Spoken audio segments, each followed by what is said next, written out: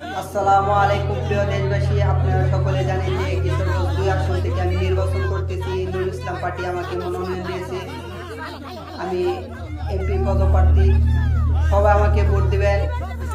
অনেকে সাংবাদিক ভাইয়েরা আমাকে জিজ্ঞাসা করছেন যে এমপি হওয়ার পর, এমপি সংসদ সদস্য হওয়ার পর কি আমি কতটুকু ক্ষমতা রাখি, কতটুকু আমার ধারণা আছে যে সংসদ সদস্য হতে পারবো কিনা।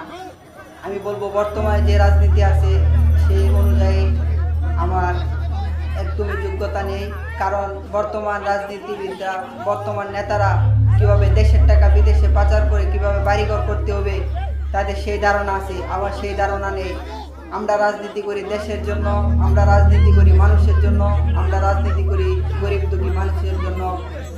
কীভাবে সুখ দুঃখ ভাগ করে নিতে হয়, কীভাবে দেশ উন্নয়ন করতে হয়, কীভাবে দেশকে এগিয়ে নিয়ে যেতে হয়, আমরা করি সেই সব রাজনীতি। আমাদের মার্কা হচ্ছে বাস।